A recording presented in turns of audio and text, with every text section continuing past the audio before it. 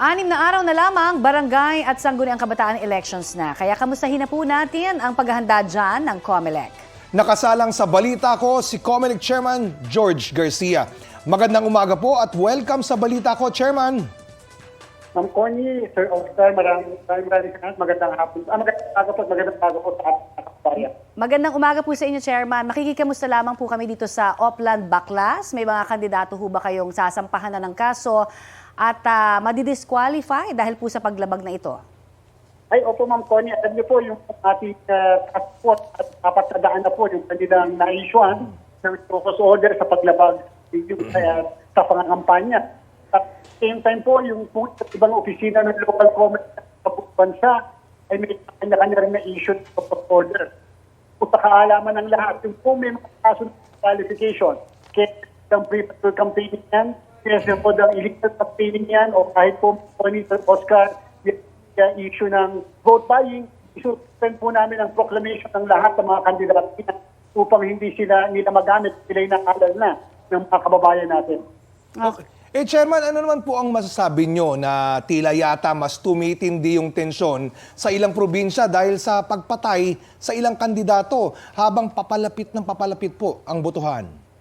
Kahapon po, doon tayo merong command conference sa ating PNP, AFP at saka Philippine Coast Guard na nangyari sa Camp Crame. Kaso kahapon, ang naka-record po na election-related violence ay 22.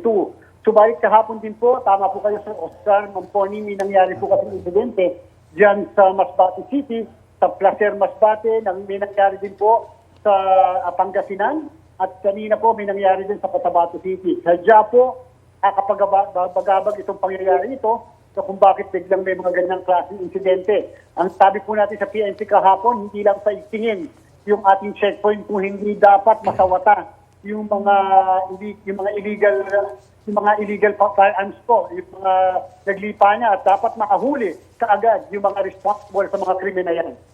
Alright, kailan naman ho inaasahan, Chairman, na ipapublish po yung precinct finder para po sa eleksyon?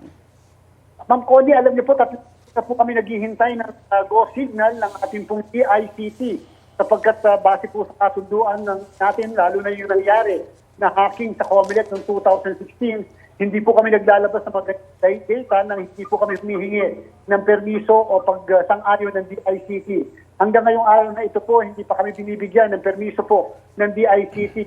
Siguro nga po dahil sa pangyayari na nangyari sa PhilHealth at ibang government agencies, tatandaan po natin kung Connie at Oscar, 92 million po ang botante natin at may mga data po na mailalabas natin kung saan natin.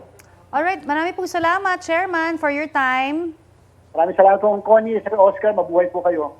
Kayo rin po, at tayan po naman si COMELEC Chairman George Garcia. Balita ko, may tututukan kayo tuwing 10:30 a.m. sa GTV. Alamin ang mahahalagang balita at impormasyong dapat niyong malaman sa Balita Ko tuwing Lunes hanggang Biyernes. Mag-subscribe din sa GMA Integrated News sa YouTube.